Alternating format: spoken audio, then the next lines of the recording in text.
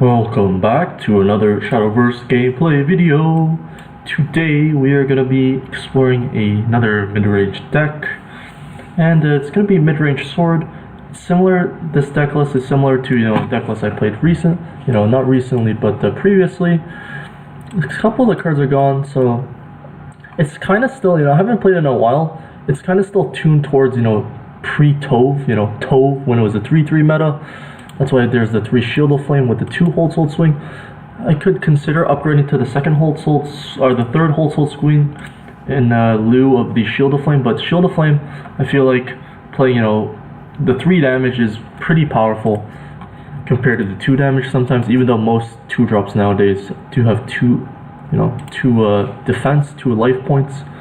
But we are gonna go with the 3 Lyriel, 3 Bladed Hedgehog, 3 Shield of Flame, 2 Hold Soul Swing, 3 Grimnir, 3 Blitz Lancer. This was also kind of concession to the Tove meta. Playing first, you could get rid of the Tove, but it still turns out to be a pretty solid card.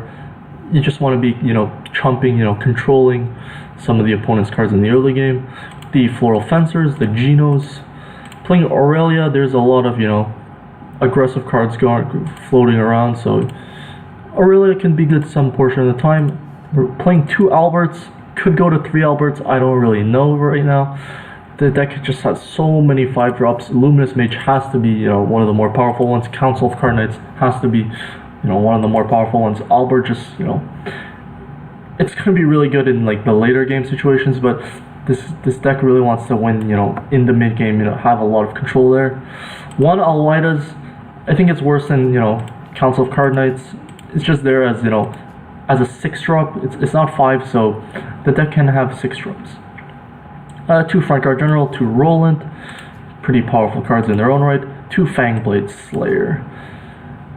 And so interesting, the old list had Hero of Antiquity, I played around with it a lot. I didn't really find that the Hero of Antiquity was a very good card. Fangblade Slayer, Hero of Antiquity sometimes they even kill what I wanted to kill. Fangblade Slayer, even though if the opponent plays a Bahamut, you're gonna kill it. So that's how I want to be guaranteed. Even though it was a little bit less stats, the Fangblade Slayer and the 3 face damage could matter sometimes. So we will see what happens. MidSword, I don't really think it's good against a lot of decks. I don't really think it's a good deck to really be playing. I just really like kind of the not really synergies, but the cool interactions. Bladed Hedgehog, even though it's even a 2 play point 2/3, if you have to work for it, it just feels so good when you upgrade it to a 2/3. And then you show other things that's happening. Blitz Lancer, Shield of Flame. It just it gets better and better, even though you're getting a little bit of value. Well, this video for a change we're going first, which is nice. I think I like Bladed Hedgehog, Blitz Lancer combination there.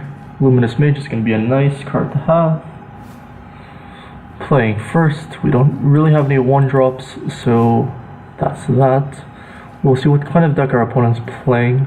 Ooh, so it's going to be the neutral version, which maybe we should have kept the Lyriel there. It'd be a nicer trade.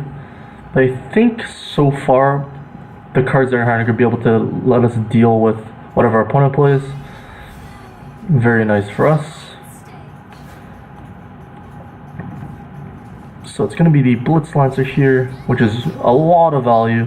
Going to be able to trade in there and keep both of our followers. We are looking pretty good so far. The Bladed Hedgehog 3/1, so much value. It's so good. It's just so good. Unfortunately, our opponent has a Beast Claw here. If they had that with a Goblin, that would be really nice.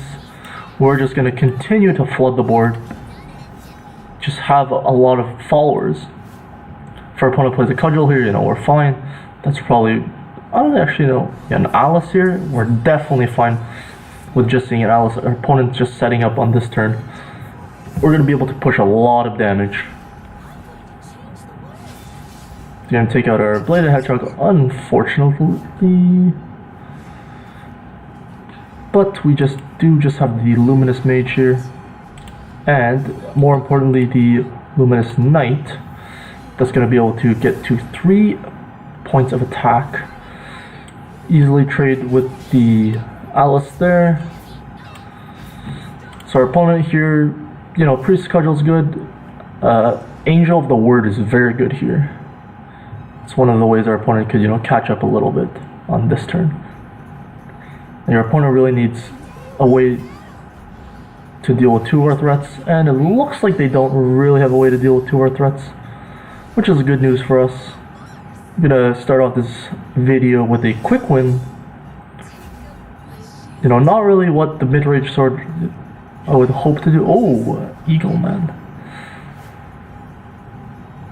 Well, maybe we don't actually win.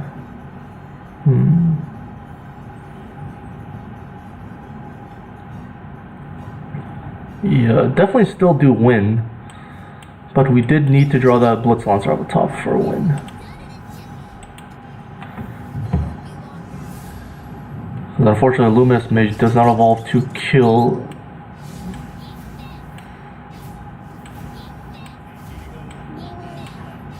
And that's going to be Xaxes. Perfect for us. It worked out a lot because we played first, honestly. If we're playing a second, we'd be in a, you know, much tougher position. We probably still could have won. And, you know, since I'm not very good at editing, we're just gonna watch checking the match results, because they're, you know, our opponent, one of those people, they're like, oh, you know, losing, you know, tough love, right? You're just gonna go ahead and quit the game, but otherwise, you know, I really enjoyed the mid-range sword deck. The cards are just so fun, so much. It's not even like a lot of value. It's just so much cool, you know, added effects, right? I mean, of course, Luminous Mage is probably the most like overall value card in the deck. You know, you get a 2/3 and a 2/1, so 5 play point 4/4. That is, you know, over 2 bodies, you know, pretty cool. And then you get the free evolve on commanders, which is insane value. I mean, this deck just has so many cool cards that I want to play. Council of Card Knights just has, you know, really cool plays there. Anything else I can think of? Geno, oh, it feels great when you play Geno on turn 4, playing first, kill their 2/2, you're left with a 4/1. Just so much value. Ooh, victory rewards. I guess that is something that's going on. Victory rewards. Let's see here. So, Shadow these days, you know, there's mid-range versions, there's aggro versions. Lyriel's probably going to be good, but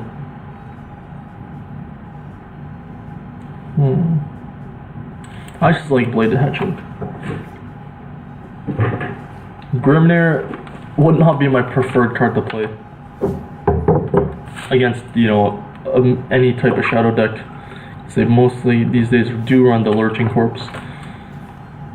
Well, these are some of the nice cards that we didn't see in the last game. The Floral Fencer playing second is really nice. Geno is always really nice. I'm gonna play the Bladed Hedgehog here. I don't really think there's anything on 3 play points that we have to worry about. Maybe like a Lurching Corpse into a Soul Conversion. Oh, it's just a zombie party, which is fine. I think we are just gonna play the Grimnir here. Blitz Lancer just trading doesn't feel that good. And, you know, if somehow this, you know, stumps our opponent, then we're in a good shape.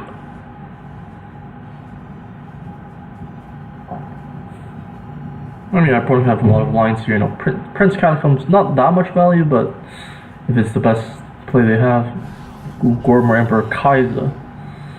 So I actually don't know if this is more of a neutral focus deck. I think, yeah, maybe not. I think they just play these cards just to play them these days. We're just gonna get a lot of bodies on the board with the Floral Fencer. Hopefully next turn we'll be able to get a lot of value with the good friend, excuse me, with our good friend the Bladed Hedgehog.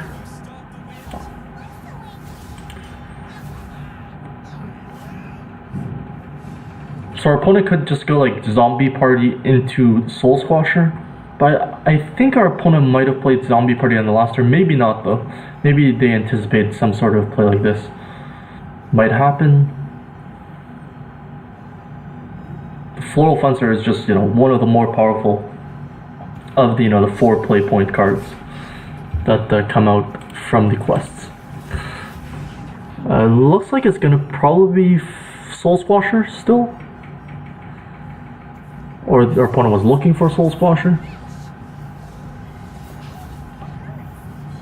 This is, mostly fine for us, I would say. It's not a horrible thing because our opponent used up a lot of their shadows. That's interesting. So probably gonna be Bladed Hedgehog into Blitz Lancer. I think I like that play a little better. Shield of Flame costs a little bit less.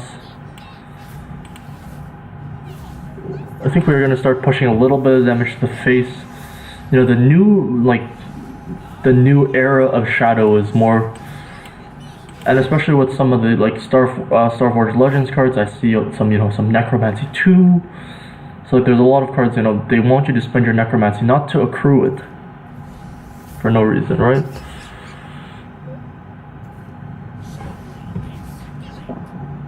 That's gonna be, ooh, that's interesting. And I guess there's a lot of card draw in Shadow just for the sake of having a lot of card draw in Shadow these days, which is, it's a little weird. Definitely like a mid-rangey deck. Question mark. Floral Fencer. So that's interesting. I was definitely just gonna play the Geno.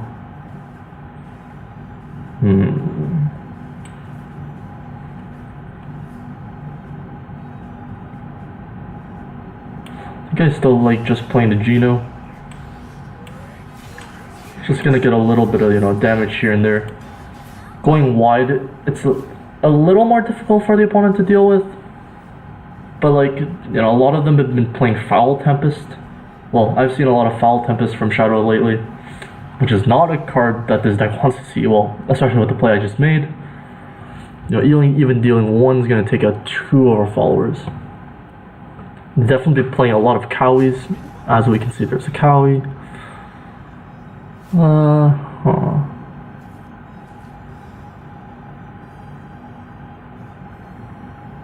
Cowie, just overall a very annoying card to deal with.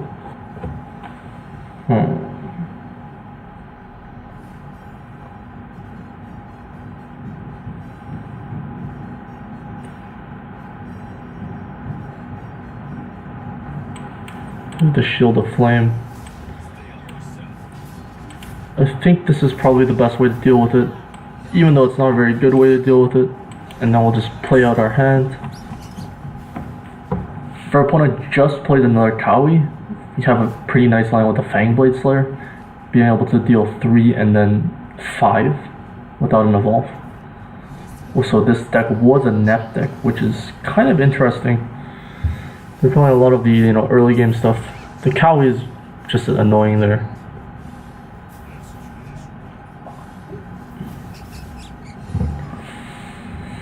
That's really gonna do us in a little bit. Luminous Mage is nice. Though we don't actually have any commanders. I think at 9 play points I would have played both of these, but just wanna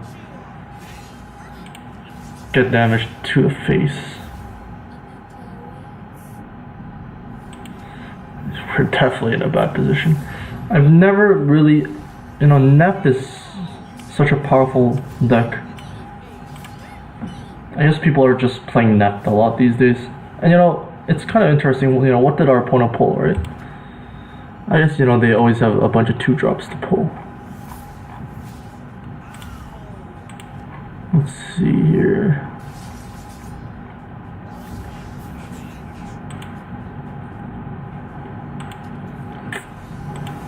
The Death's Breath is a little annoying as well. This is looks like a situation we will not be able to climb out. Mordecai is just always bad news bears. With the cards in our hand, looks like concede. Unfortunate for us. Unfortunate for us, on the chest roll of the day, our opponent's gonna be able to win. We couldn't, have the chest on the first game and then, win the chest. But we'll go ahead and grab one more game. Like I said, the MidSword deck, I don't think is that good. Sword really needs some more like card advantage kind of. Like it's like a board control type, but like where am I gonna draw cards? Like that Shadow deck, Shadow these days has, a lot of removal. A lot of good like interactive, cards. And they're gonna be able to draw cards with a Demon Eater, Soul Conversion. Just so much ways, to accrue card advantage while still interacting with the opponent. Sword, has, decent plays, but like it's gonna be hard to beat decks like this opponent's Shadow deck playing a second once again.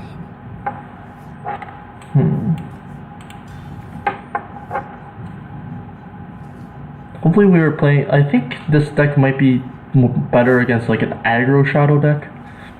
Because we are playing, a decent amount of wards in early game interaction. When it gets to the late game, it's just hard to deal with the opponent's this, or even if it's Tyrant. Your opponent is going to be able to, our opponent's going to be able to get rid of our wards and just hit in with a Tyrant a lot of the time.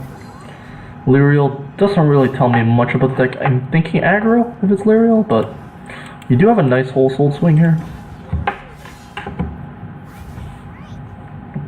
And we do really have the option on turn 4. Probably just going to go Floral Fencer no matter what. But, Bladed Hedgehog into Shield of Flame is...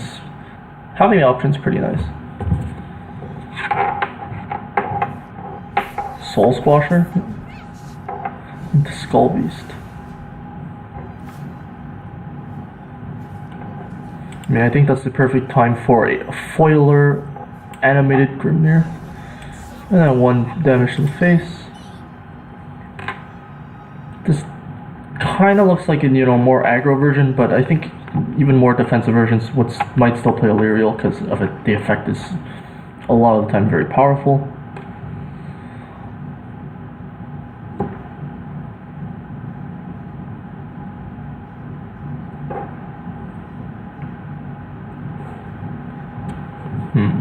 So on 4 play points, maybe Catacombs if it's that type of deck. Necro Assassin, maybe your opponent's thinking about that. Necro Assassin, you probably just play the Assassin, hope that it hits the Grimnir. Opponent, so far doesn't have a lot of cards in hand, which I like to see. Our opponent does trade out both of those for an Erd, which is interesting. Opponent's playing Erd. So they're probably... this could be like a Ledger deck that doesn't play Neph. Off the top of my head, that's what I would say. So I think the play here is always Floral Fencer. Even though, our opponent can deal with the board really nicely. If they just play a Soul Squasher, kills the Floral Fencer, evolve to take out the two... evolve to take out one of our other followers with a removal spell.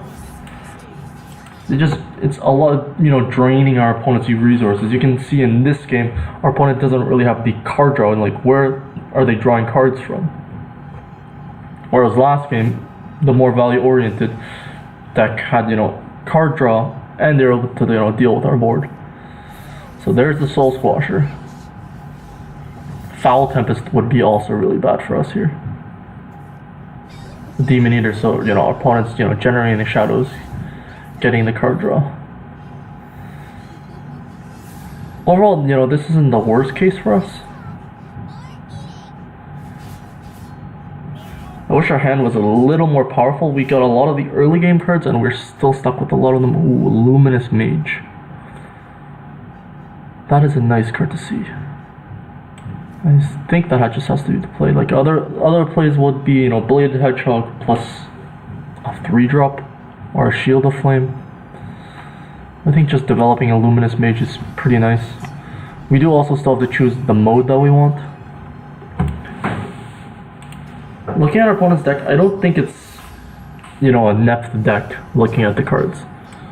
Maybe it is though. But it's interesting that they play Erd because you usually want the 2, 3, 7, 8 Neph. So you wouldn't want to dilute it with a 4-drop. Especially since Erd, you know, really combos nicely. Well, it would combo really nicely with the what's it called? The 3-mana Lich, Attendant of the Night. But that's really the only really good combo with it. So our opponent can choose whether or not they want to. If they do decide to evolve the Cerberus, they are out of Evo points, which is nice for us. Unfortunately, they're at you know, that 7 play point threshold that I hate to see. Maybe we're supposed to play a little more aggressive in this matchup. I don't know, but I am not looking forward to seeing Kawi. Kawi's just like, with like the blood meta, and when it was, you know, neutral blood everywhere, it's a little too slow. Now Kawi is just, it's just good enough where if you're not playing hyper aggro, it's gonna be really annoying. Because it's a 2-for-1 that not only 2-for-1s but also gains you life, so it's just like on every axis. So our opponent's gonna go for the probably double kill the Lurking Corpse. If we can live with the Bladed Hedgehog, we're in a nice position. Unfortunately, we cannot.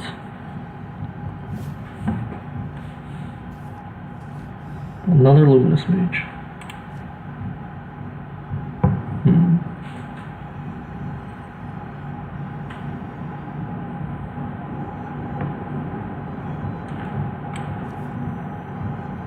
Can we just play the Luminous Mage here?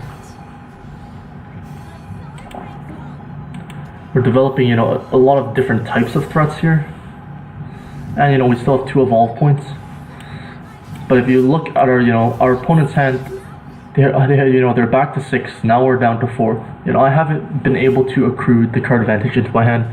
Well, you know, the Lurking Corpse trades 1-for-1 for me, and they get to draw 2 more cards after that. Our opponent is just accruing a lot of cards into their hand. Something that the sword deck can't really do. There's the Immortal Thane, which is by all means, you know, a fine card for me to see here.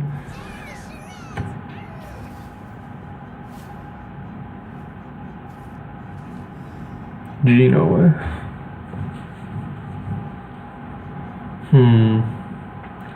So we have 6 damage on the board.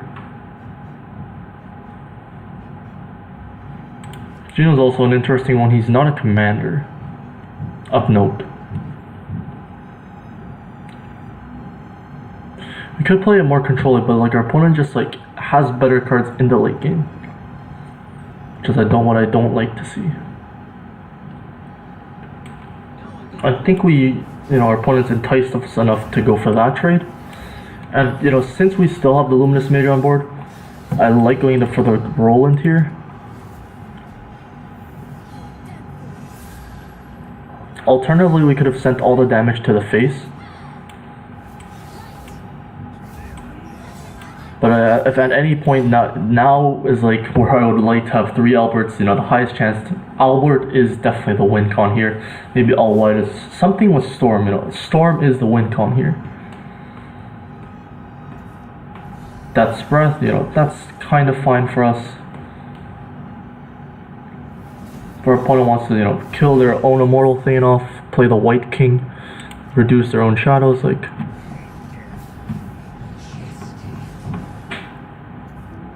I don't think we're in the worst position here.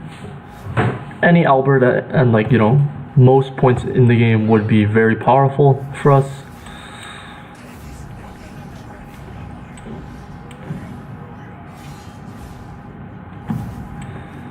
Gonna go ahead and deal with most of our opponent's board here.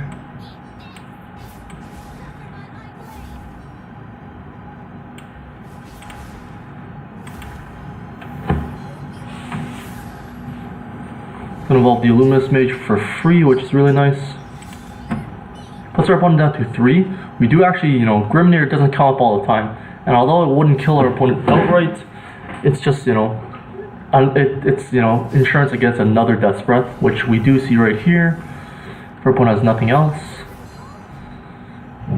Otherwise, I think we still have enough tools that even if Grimnir, oh well, we'll play this Aminate Grimnir. I definitely think the Luminous Mage was, you know, the MVP of this game. Maybe it wasn't though. I think the MVP was just playing the cards in our hands. And you know what, unfortunately there was no chest once again. You know, we win 2 games, none of them actually had the chest in them. Unfortunately for us, you know, it is what it is though. Go ahead and pick up that win, and we had, you know, a pretty good time. I don't know if we necessarily played, you know, the most competitive versions of the decks currently present. I've definitely not been seeing a lot of blood lately. Mostly been seeing a lot of shadow, you know, some haven, some rune. Definitely not sword, mostly just been some aggro decks, and been seeing a little bit of sword. But you know, it was fun. It's one of my more favorite decks to play. Luminous Mage had a lot of value in that game. And I'd just like to say that hope everyone enjoyed the games. I sure did. And you know, if people actually, you know, got to the end of these videos, because you know, a lot of people don't really watch the end, I'd like to remind everybody to like, comment, subscribe, and see you later.